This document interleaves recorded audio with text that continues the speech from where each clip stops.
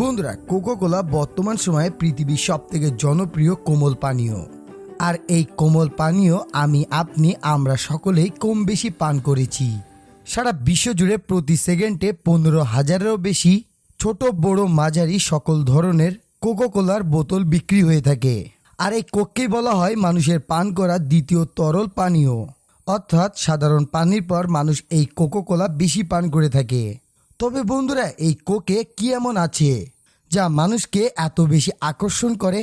কোকের গোপন ফর্মুলাও বা কি, যা প্রায় 200 বছর ধরে সাধারণ মানুষ জানতে পারেনি? আসলে কি কোকে শূকরের চর্বি ও মদ মিশানো হয়? কোক খেলে কেন মানুষ মোটা হয়ে যায়? কোকের সাথে দখলদার ইসরায়েলের সম্পর্ক কি? সত্যি কি কোক ওই দেশের পণ্য? আমরা এই সকল কিছু প্রশ্নের উত্তর জানবো আমাদের ফ্যাক্ট পয়েন্টার ভিডিও আজকের ভিডিওতে। বন্ধুরা, ভিডিওটি একটু বড় হতে পারে, তবে ভিডিওটিকে না টেনে সম্পূর্ণ ভিডিওটি দেখলে আপনি হয়তো বুঝতে পারবেন কোকোকোলা মানবদের জন্য ঠিক কতটা ক্ষতিকর। আর কোকোকোলার সাথে শুধু ইসরায়েলের সম্পর্কই নয়, এটি একটি ইহুদিপন্থী কোম্পানিও বটে। তাই বন্ধুরা, ভিডিওটিকে না টেনে সম্পূর্ণ ভিডিওটি দেখতে থাকুন। তো চলুন বন্ধুরা, ভিডিওটি শুরু করা যাক। বন্ধুরা, শুরুতে কোকোকোলা ঔষধ হিসেবে তৈরি করা হয়েছিল। আর সর্বপ্রথম কোকোকোলা তৈরি ও বিক্রয় শুরু হয়েছিল যুক্তরাষ্ট্রের জর্জিয়া অঙ্গরাজ্যের কলম্বাসে অবস্থিত ইগল ড্রাগ অ্যান্ড কেমিক্যাল কোম্পানিতে। 1886 সালে জন প্যাম্বারটক নামক এক গবেষক এটিকে প্রথম আবিষ্কার করেছিল, যার প্রথম নাম রাখা হয়েছিল কোকা ওয়াইন।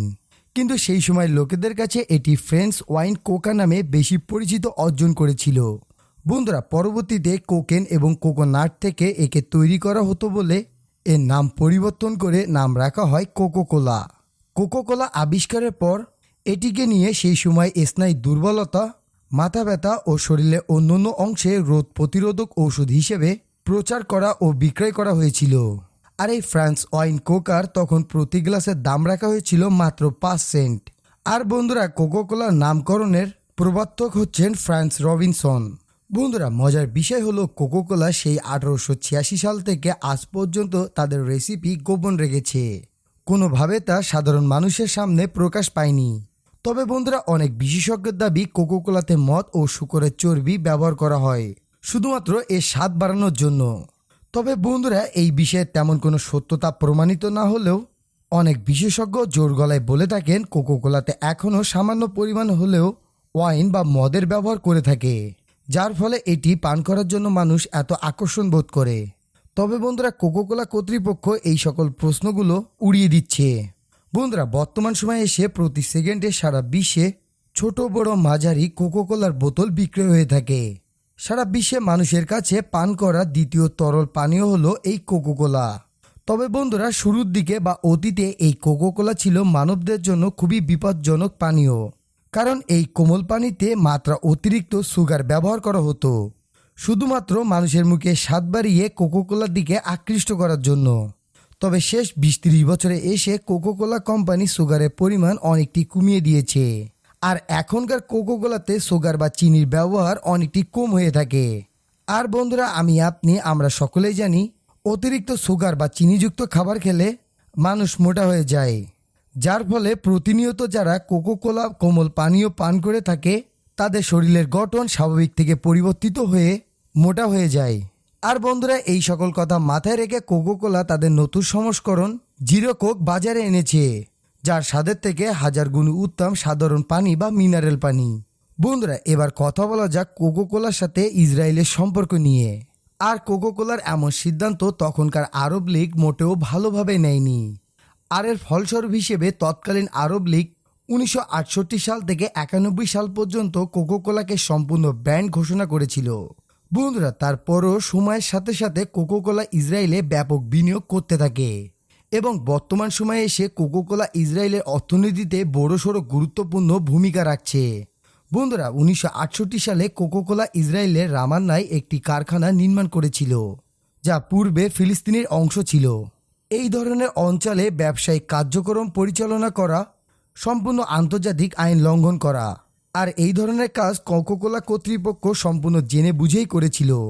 তাছাড়াও বন্ধুরা, দখলদার ইসরায়েল কর্তৃপক্ষের একটি নথি থেকে জানা গিয়েছে কোকোকোলা 2015 সালে ইনতিব জু নামের একটি ইহুদিবাদী বেসরকারি প্রতিষ্ঠানকে 50,000 শ্যাটেল সহযোগিতা করেছে। আর এই প্রতিষ্ঠানটির প্রধান কাজ হচ্ছে জুস বা ইহুদিদের শত্রুকে দমন করা বা তাদেরকে চিরতরে শেষ করে দেওয়ার মতো রেকর্ডে রয়েছে তাদের নামের সাথে। এবং এই প্রতিষ্ঠানটি সারা বিশ্ব জুড়ে জুস বা ইহুদিদেরকে সাপোর্ট করে থাকে। বন্ধুরা, শুধু এইটুকুই নয়, কোকোকোলা একবার শেয়ারে কোক নামে একটি ক্যাম্পেইন চালু করেছিল। সেই ক্যাম্পেইনে কোকোকোলা বিভিন্ন অঞ্চলে মানুষের জনপ্রিয় নামগুলোকে চেপে বাজারজাত করেছিল। ক্রেতারা চাইলে ওয়েবসাইটের মাধ্যমে নিজেদের ইচ্ছা মতো কোকোকোলার বোতলকে কাস্টমাইজ করে নিতে পারত। কিন্তু বন্ধুরা, দুঃখজনক ব্যাপার হলো সেই ক্যাম্পেইনটিতে প্যালেস্টাইন শব্দটা কোকোকোলা কর্তৃপক্ষ ইচ্ছা করে ব্লক করে রেখেছিল। প্যালেস্টাইন নাম দিয়ে বোতল কাস্টমাইজ করতে চাইলে তা ইরোধ দেখাতো। প্যালেস্টাইন শব্দটা ব্লক করে রাখলেও ইসরায়েলের নাম ঠিকই বোতলে প্রিন্ট করা যেত। আর এভাবে বেশ কিছু উল্লেখযোগ্য মুসলিমদের নামও ব্লক করে রাখা হয়েছিল। যেমন মোহাম্মদ নামটি লিখলে কোনো বোতল কাস্টমাইজ করা যেত না। কিন্তু বন্ধুরা, মোহাম্মদ নামটি বিশ্বের ব্যাপক জনপ্রিয় একটি নাম। এমনকি যুক্তরাজ্যে শিশুদের সবথেকে জনপ্রিয় নাম হলো মোহাম্মদ। আসলে বন্ধুরা, কোকোকোলা ইসরায়েলকে প্রত্যক্ষ বা পরোক্ষভাবে সাপোর্ট করে থাকে।